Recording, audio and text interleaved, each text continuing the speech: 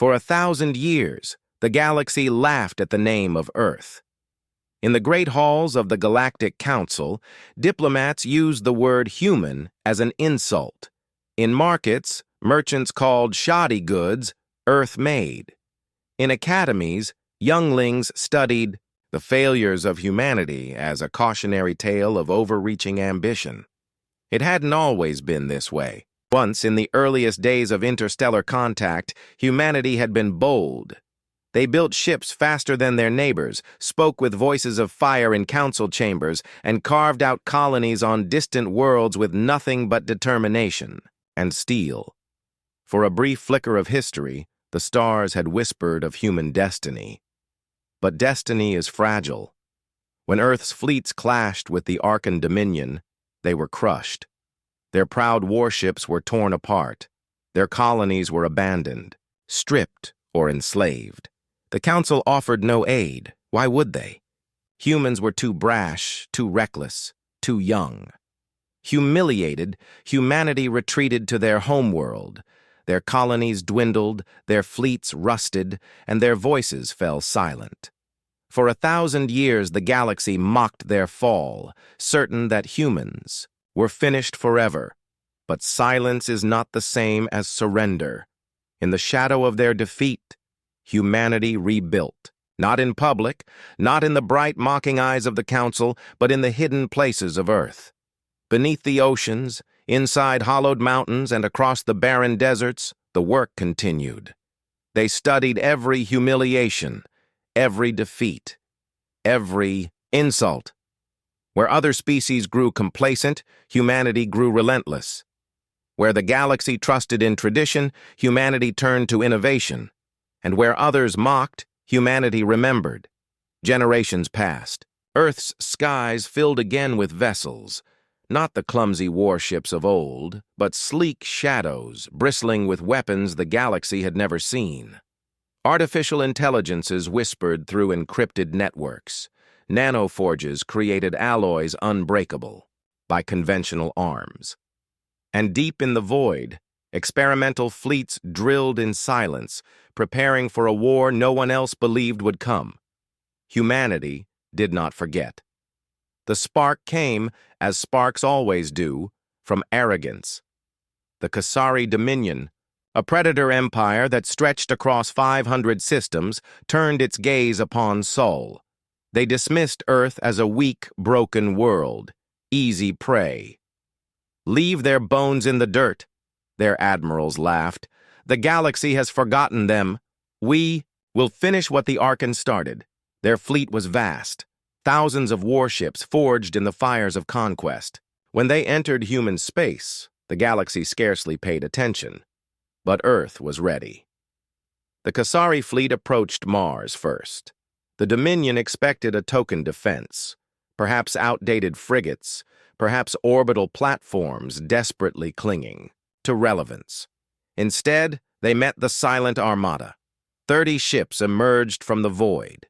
The Dominion sneered at the sight. 30 against thousands? A pitiful gesture. Then the human ships moved. They were nothing like the crude designs the galaxy remembered. These ships bled shadows, bending light and space around them. Their weapons were silent until they struck. Then entire Dominion cruisers vanished in blinding flashes, split apart atom by atom. Shields designed to withstand plasma bombardments collapsed as if struck by knives of pure thought. The laughter died. The Kasari fired back, unleashing the fury of 1,000 guns. Space itself seemed to burn. Yet the human ships danced through it all, weaving in patterns that defied prediction, guided by machine minds and human instincts, sharpened by centuries of preparation. Hours later, the battlefield was silent. The Dominion's fleet was ash and wreckage, drifting lifeless into the void. Of the silent armada, not one ship had fallen. Word spread. At first, whispers. The humans fought back. Then reports. The Dominion fleet is gone. Then, panic. Earth is not what we thought. The galaxy could not believe it. For 1,000 years, humans had been a joke. Now they had destroyed an empire's pride in a single battle. The Galactic Council convened in emergency session. Ambassadors shouted, argued, and denied. Some demanded explanations. Some demanded Earth's immediate disarmament. Others, the oldest races who still remembered the first human expansion, sat in silence, their faces pale with recognition. They had seen this before. They remembered what humanity could be. Humanity answered the council with a message broadcast across the stars. It was not long, not filled with boasts or threats. Just a voice, steady, calm, undeniable. For 1,000 years, you mocked us. You thought we were broken. You thought we were finished. You laughed at Earth, but we did not die. We endured. We prepared. And now you will remember us. Not as a joke, not as a failure, but as a power that will not be mocked again. The galaxy trembled. Some empires rushed to appease Earth, offering trade and treaties, desperate to avoid their wrath. Others plotted in shadows, fearing what might come if humanity continued to rise. But none could deny the truth. Earth had returned. Where once the galaxy mocked, now they feared.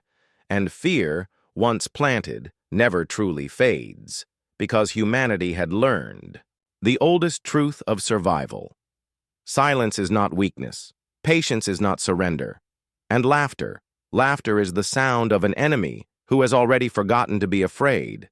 The galaxy had forgotten. Now they would remember, forever. The galaxy had forgotten fear. 1,000 years ago, they had known it well, because of humanity. When humans first strode into the stars, they burned with ambition.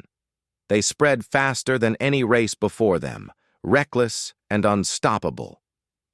There, fleets tore through pirate enclaves, crushed slavers, and even humbled empires. In those days, the very mention of Earth sent shivers through council chambers. Some called them saviors. Others called them conquerors. All agreed. They were dangerous, but power breeds envy, and envy breeds betrayal. The allied empires that had once sought humanity's friendship turned against them. United, the galaxy struck.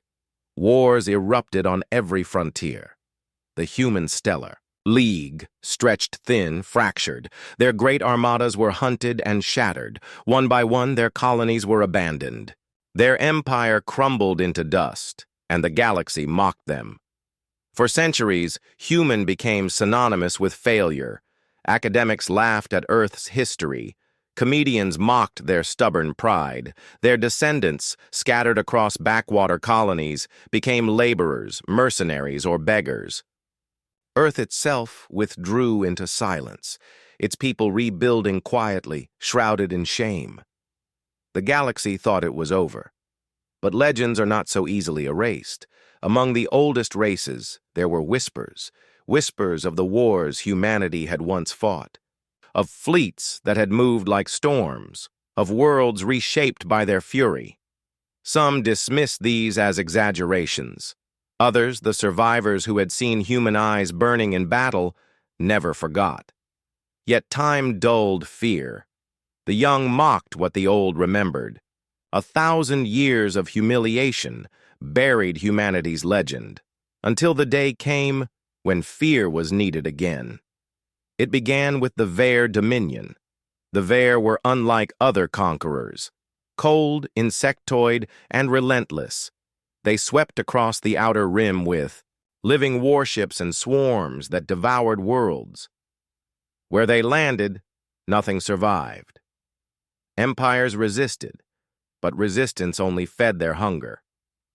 Armadas burned, planets fell silent, and despair spread across the stars. The Galactic Council, for all its grandeur, found itself powerless. Their fleets fractured under the swarm, their treaties crumbled, their weapons, designed for war against each other, not extinction, proved useless. It was then, in desperation, that one trembling ambassador spoke words that silenced the chamber. "Call the humans." Laughter erupted. The delegates scoffed. Humans? They are relics, a broken people. They cannot save themselves, let alone the galaxy. Would you entrust survival to the galaxy's greatest joke? But others did not laugh. The elder, races, the ones who still remembered, sat in silence. They recalled what the young had forgotten, and slowly, fear returned to their eyes. "Summon them," the eldest of the Thyr said, her voice a whisper that carried across the chamber. "If the humans still live as they once did, they are our only hope." The council's plea reached Earth. For a week, no reply came. Then suddenly the stars burned with a signal. A human voice echoed across every channel, steady and calm.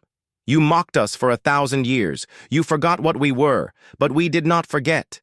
The swarm threatens all. We will answer, not for you, but for the galaxy itself. And when we come, you will remember why you once feared us." The galaxy trembled. The first battle came at Vare's spearhead, the fall of Corin Prime. A fleet of 50 alien warships prepared to defend it. They expected humanity's aid to be token, perhaps a handful of ragged ships, ancient and obsolete. What arrived instead shook the galaxy. The human fleet emerged from the void like a storm. Their ships were vast, silent leviathans of black steel, bristling with weapons unseen in 1,000 years.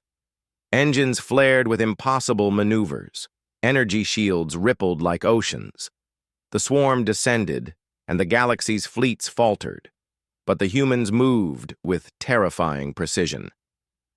Corins, skies lit with fire.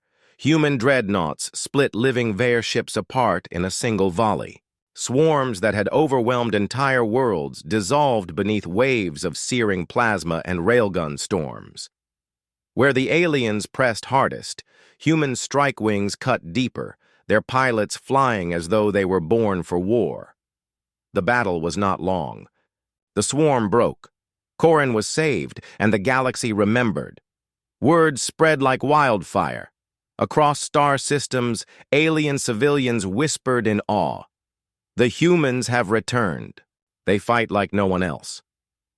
Perhaps the legends were true. At first, there was disbelief.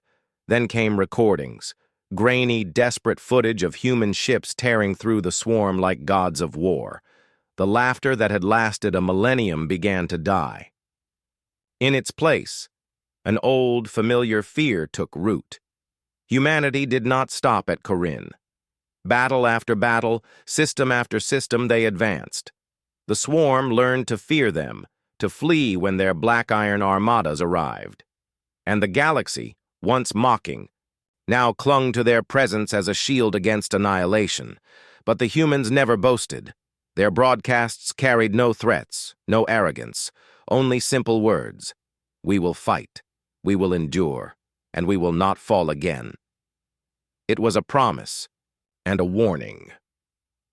When at last the swarm was broken, scattered into the void, the council assembled again. This time there was no laughter. The human delegation walked into the chamber, heads unbowed, eyes hard as steel. The eldest Thyr stood, trembling. "The legends were true," she whispered. "You were the storm, and you are the storm again, the E." Human commander's reply was cold, sharp, unforgettable. "You laughed at us for 1,000 years. You made us beggars, exiles, and slaves, but now you fear us again. And fear is the galaxy's most honest language." And so the galaxy remembered. They remembered the fire that had once shaken their empires. They remembered the eyes that had once burned across the stars.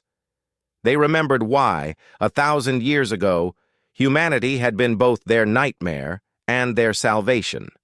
For 1,000 years, they mocked Earth. Now, they feared us again. And this time, humanity swore the galaxy would never forget. For 1,000 years, Earth was a joke. In the bustling trade lanes of the Orion Spur, merchants mocked poor craftsmanship by calling it Earth grade. On council floors, politicians ridiculed one another by comparing rivals to humans, loud, clumsy, and irrelevant. Scholars taught that humanity's brief moment of ambition had been nothing more than an evolutionary accident, a flame that flickered once before being smothered by the galaxy's true powers. Humans became background, noise, a people tolerated but never respected. Their ships were slow, their technology outdated, their military a relic of dust and rust. But the galaxy never asked what slept beneath Earth's surface. The truth was buried in silence. Beneath the oceans, under miles of water and pressure, lay hangars untouched for millennia. Deep in hollowed mountains, sealed vaults slumbered with secrets older than the Council itself. In the asteroid belts, half-forgotten stations drifted, rusting shells hiding cores of unimaginable power. They were relics from the first human age, when Earth had risen too quickly, too boldly. Humanity's ancestors had forged weapons beyond comprehension, supercarriers that could move planets, cannons that could tear stars.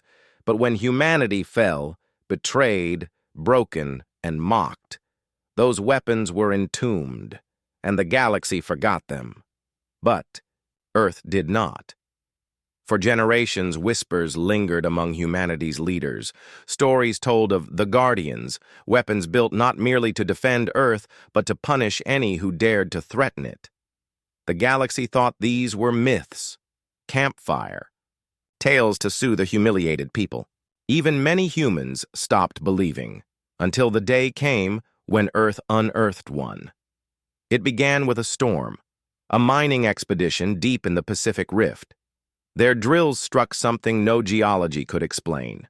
The object was colossal, a shape of black, alloy that sang with ancient power when touched. The workers fled, terrified as the ocean trembled. The governments of Earth descended upon the site. For months they tried to unlock its secrets. Then one night, the ocean lit with fire.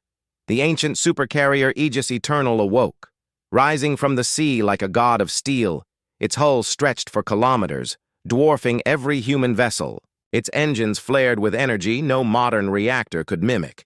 Weapons unfolded like the wings of a slumbering dragon.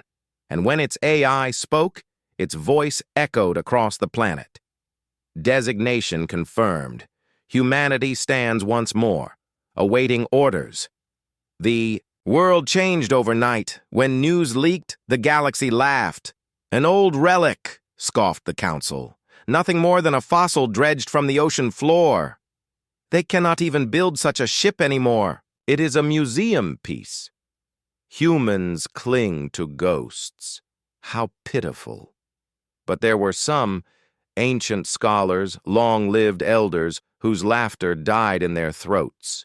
They remembered whispers of the first human age. And they knew what kind of weapons humanity had once built. Still, the galaxy dismissed it. Until war came. The Karth Dominion was ruthless, expansionist, and hungry. Their fleets swept across neutral zones, enslaving entire populations. When they looked toward Sol, they sneered. Humans? Irrelevant. Their system will make a fine forward base. The Dominion launched a fleet of 300 warships into Sol. The Council prepared to record humanity's final humiliation, but Earth had prepared. The Aegis Eternal rose from orbit, its shadow falling across the planet like judgment. And, with it, the sealed vaults of Earth cracked open. One by one, more relics awoke. The Iron Crown, the Silent Spear, the Leviathan Ascendant, names from legend now alive again. The galaxy's laughter turned to silence. The Dominion fleet met humanity in battle above Jupiter. They expected a slaughter. Humans crushed, relics shattered. Instead, they faced power the galaxy had forgotten was possible. The Aegis Eternal fired once, just once. A beam of light carved through the void, striking the Dominion flagship. Shields collapsed instantly. Armor turned to vapor. The entire command ship, kilometers long, was erased in less than a heartbeat. Panic swept the Dominion. Their fleet fired everything, missiles, beams, plasma storms. The relics endured it all, shields rippling but unbroken. Then the human armada answered. The battle was not a battle. It was an execution. In hours, 300 Dominion warships became drifting wreckage. Not a single human vessel fell. The council chamber erupted in chaos. Ambassadors screamed, demanded answers, cursed their intelligence services for failing to see this. But above all, one word filled the air, repeated in terror: superweapons. The humans had awoken them. The truth could no longer be denied. Humanity had not been irrelevant. They had been waiting, hiding their true strength until the galaxies. Arrogance blinded it to the threat. And now the threat was awake again.